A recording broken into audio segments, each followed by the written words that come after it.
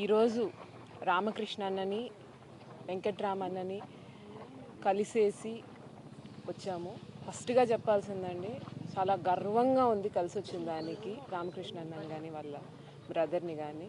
ఎందుకంటే కావాలని అసలు వాళ్ళకి సంబంధం లేని కేసు పెట్టి వాళ్ళని జైల్లో పెట్టి వాళ్ళ మనోధైర్యాన్ని దెబ్బతీయాలని చెప్పి ప్రయత్నిస్తే ఎంతో ధైర్యంగా వెళ్ళి కలిస్తే వీళ్ళు జైల్లోనే ఉన్నారా, ఇంత ధైర్యంగా ఎలా మాట్లాడుతున్నారు, నేను ఇంకైనా వేరే దగ్గరికి వచ్చానని ఒక్క సెకండ్ ఆలోచించాను.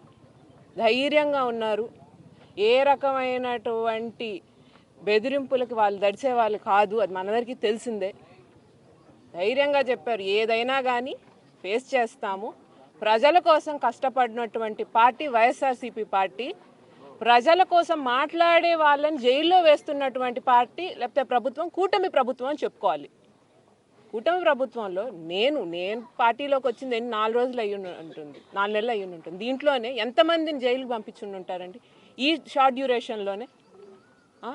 జోగి రమేష్ అన్న, అంబటి రాంబాబు అంకులు, లేకపోతే ఈరోజు వచ్చినప్పుడు పిన్నెల బ్రదర్స్ కానీ ఎంతమందిని ఏం చేయాలని ప్రభుత్వం ఏం ఆలోచన చేస్తుంది? అసలు ఆంధ్రప్రదేశ్లో లా అండ్ ఆర్డర్ ఉందా లేదా? లేకపోతే లా అండ్ ఆర్డర్ కూటమి ప్రభుత్వం కార్యకర్తలకి నాయకులకి వర్తించదా? మీరు వస్తున్నారు, మీరు కేసు పెడుతున్నారు, మీరు వెళ్తున్నారు, మీరు పెట్టిన కేసులో ఇన్వాల్వ్ అయినటువంటి సెకండ్ పార్టీ గురించి అసలు ఆలోచన కూడా చేయట్లేదు కదా. టీడీపీ కార్యకర్తలకు లా అండ్ ఆర్డర్ వర్తించదు, వైసీపీ కార్యకర్తలు లా అండ్ ఆర్డర్ పాటించినా కానీ వాళ్ళని జైల్లో వేస్తారు. ఇంకెక్కడుంది ఆంధ్రప్రదేశ్లో లా అండ్ ఆర్డర్? ఒక సంబంధం లేని కేసు తీసుకొచ్చి ఒకరిని కాదు ఇద్దరిని, ఒక కుటుంబంలో అన్నదమ్ములు ఇద్దరిని తీసుకొచ్చి జైల్లో పెట్టి కేవలం ఆ కుటుంబమే కాదు ఆయన నమ్ముకున్నటువంటి ప్రజలెంత బాధపడుతున్నారో ఒక్కసారి ఆలోచించారా? ఎస్ఆర్సీపీ కార్యకర్తలు లేకపోతే నాయకులు కుటుంబ సభ్యుల్లాగా ఉంటాము. వెళ్ళినప్పుడు నాకు ఆ బాధ తెలుసు. మా కార్యకర్తలు మా కుటుంబ సభ్యుల కంటే తక్కువ బాధపడలేదు. నమ్ముకున్న ప్రజలు ఏమైపోవాలి, లేకపోతే కుటుంబ సభ్యులు ఏమైపోవాలన్న ఆలోచన కూడా లేదు కదా. మీరు రౌడీయిజం చేయండి, మీరు గుండాయిజం చేయండి, మీరు మడ్డలు చేయండి, ఎవరినైనా దానికి ఆపాదించి వైఎస్ఆర్సీపీ పార్టీ అని చెప్పండి. తిరుమల లడ్డు అనేది it's not an issue, it's a devotion. మనుషులు భక్తిగా ఆలోచించాల్సినటువంటి విషయం. మీరందరూ అనుకుంటున్నారు తిరుమల లడ్డు అంటే ఏమైనా పెద్దదా చిన్నదా అని చెప్పి. నిజంగా రజనమ్మ చెప్పినట్టు తిరుమల లడ్డుని కూడా ఈ రకంగా కించపరిచేలాగా మాట్లాడడం అనేది చాలా తప్పండి. ఎందుకంటే నాకు ఒక చిన్న సందర్భం వచ్చింది కాబట్టి చెప్తున్నాను. చాలాసార్లు తిరుమలకి వెళ్ళాలనుకొని వెళ్ళలేకుండా పోతాం మనం. కానీ అక్కడికి వెళ్ళినా వెళ్ళకపోయినా ఎవరైనా ప్రసాదం తీసుకొస్తే ఆయన అనుగ్రహం పొందామన్న భావన వస్తుంది. అటువంటి దాన్ని కూడా రాజకీయం చేసినటువంటి పార్టీ కూటమి పెద్దలు, నాయకులు. ఈరోజు ఏం తప్పు చేశారని వీళ్ళందరినీ జైళ్ళల్లో పెడుతున్నారు. రేపు నిజాలు బయటకు వస్తే కనీసం మీ మనస్సాక్షికైనా ఎవరైనా సమాధానం చెప్పుకోగలరా? నాకు అర్థం కాకుండా అడుగుతున్నాను. అంటే ఏమనుకున్నారు, మీకు మనస్సాక్షి కూడా లేదా? కూటమి పాలనలో మనకి అంతరాత్మ చెప్పే మాటలు కూడా మనం పక్కకు వదిలేసి పనిచేయాలని అనుకుంటున్నారా? కనీసం మీ నాయకులు మీ కార్యకర్తలను వచ్చి చెప్పమనండి, చేసేది న్యాయమే, జైల్లో పెట్టడం కరెక్టే అని చెప్పి. కనీసం వాళ్ళు చెప్పే పరిస్థితి కూడా లేదు కదా. ప్రజల గురించి పట్టించుకోవట్లేదు. వైఎస్ఆర్సీపీ నాయకులు అంటే కక్ష సాధింపులకు దిగుతున్నారు. మీ పాలనలో కనీసం మీకోసం పనిచేసిన కార్యకర్తలు సంతోషంగా లేరు. ఇంక ఏం సాధించినట్టు కూటమి పాలన? 19 నెలలు అయిపోతే మీరు సాధించింది ఏంటి? ఎంతసేపు రావడం, ఏదన్నా స్కాములు చేయడం, ఏదన్నా ఎవరిదో ఒకరిని టార్గెట్ చేయడం, రెండు టార్గెట్స్ పెట్టుకొని ఉన్నారు. ఒకటి, మనం చేసిన తప్పు కప్పిపుచ్చుకోవాలి, డైవర్ట్ చేయాలి. 2, ఆ మనిషిని మనల్ని ప్రశ్నిస్తున్నారు కాబట్టి ఆ మనిషిని మనం ఇబ్బంది పెట్టాలి. దాన్ని మనుషులు ఎట్ట చూసినా ప్రజలు మనల్ని అసహించుకున్నా కానీ వీళ్ళు భయపడతారనేటువంటి ఆలోచనతో ఉన్నారే కానీ ప్రజలు ఈరోజు మనల్ని అసహించుకుంటున్నారు, మన పాలనని ప్రజలే తప్పుపడుతున్నారు అనేది కూడా లెక్క లేకుండా పోయింది. ఈరోజు మేము అందరం ధైర్యంగా ఉన్నాం. ఆ రోజు వెళ్ళినప్పుడు ఏ మాట చెప్పాను, ఈరోజు అదే మాట చెప్తాను. మేము అందరం ధైర్యంగా ఉన్నాము. We are ready to face any situation. నా చివరి రక్తపు చుక్క వరకు ధార పోసి జగన్ అన్నని ముఖ్యమంత్రి చేసుకోవాలన్నటువంటి దృఢ సంకల్పంతో ఉన్నాము. కాబట్టి మీరు చేసే ఈ బెదిరింపులు, మీరు చేసే ఈ రాజకీయాలు మాకు అక్కర్లేదు. ప్రజలు మళ్ళీ మంచి రోజులు చూడాలనుకుంటున్నాను కాబట్టి మనస్ఫూర్తిగా ఖచ్చితంగా జగన్ అన్నని సీఎం చేసుకోవాలి అనేటువంటి గట్టి నమ్మకంతో మీరు మమ్మల్ని ఏం చేసినా కానీ మా ఈ ఆలోచనని కానీ మా ఈ టార్గెట్ని కానీ మార్చలేరు. నెల్లూరు సెంట్రల్ జైల్లో పిన్నెల రామకృష్ణారెడ్డి గారి బ్రదర్స్ని కలవడం జరిగింది.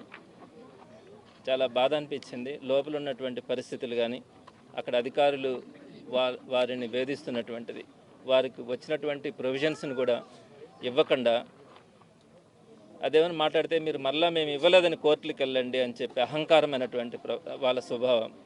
ఇది కేవలం చంద్రబాబు నాయుడు గారు కక్ష సాధింపుతో కొంతమంది వైఎస్ఆర్సీపీ నాయకులు కార్యకర్తల్ని బంధించడం కానీ వారిని ఇబ్బందులు పెట్టడం కానీ అధికారుల చేత ఎక్కడా కూడా మామూలు ఖైదీ కంటే కూడా హీనంగా చూస్తున్నటువంటి పరిస్థితి ఈరోజు చూస్తూ ఉన్నాం. అయినా కూడా ఈరోజు అన్న చెప్తా ఉన్నారు, రామకృష్ణారెడ్డి అన్న, ఎన్నైనా ఏం చేసినా పర్లేదు, వీటి గురించి ఆలోచించాల్సిన అవసరం కూడా లేదు. గతంలో 85 రోజులు జైల్లో ఉన్నా ఈరోజు 60 రోజులు దాటింది. అవి ఇవి కలిసి 150 రోజుల దాకా ఈ రోజు దాకా కూడా జైల్లో ఉన్నటువంటి పరిస్థితి. అయినా కూడా ఎక్కడా కూడా వాళ్ళ కాన్ఫిడెన్స్ ఎక్కడా కూడా తగ్గలే. తప్పకుండా మన ప్రభుత్వం వస్తుంది, ఒక మంచి పరిపాలన అందిద్దాం. ఇట్లాంటి దుర్మార్గమైనటువంటి పరిపాలన మనం చూసాం, చాలామంది నియంత్రణని పుస్తకాల్లో చదువుకున్నాం. ఆ పరిపాలన ఇలా ఉంది ఇలా ఉంది ఇలా ఉందని మీరు సాక్షాత్తు మీరు గమనించండి. ఎక్కడైనా కూడా ఆంధ్ర రాష్ట్రంలో కూడా కొన్ని మర్డర్లు జరిగినాయి, కొంతమందిని ఇబ్బందులు పెట్టినటువంటి పరిస్థితులు ఉంటాయి.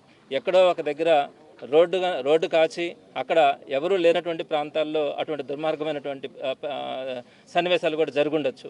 కానీ ఈరోజు నిన్న విజయవాడలో కానీ గుంటూరులో కానీ జరిగినటువంటివి పట్టపగలే మీడియా అందరూ చూస్తూ ఉండగానే, ప్రపంచమంతా కూడా గమనిస్తుండగానే, ప్రజలందరి ముందే వాళ్ళ ఇంటి మీద రాళ్ళు వేయడం కానీ, పెట్రోల్ బాంబులు వేయడం కానీ, కత్తులు తీసుకొని వచ్చి అక్కడ చుట్టుపక్కల తిరిగి హత్యాయత్నం చేస్తూ ఉన్నారంటే ఇటువంటి పరిపాలనని మీరు ఆలోచించండి. ఎక్కడైనా కూడా ప్రజాస్వామ్యంలో సాధ్యమా?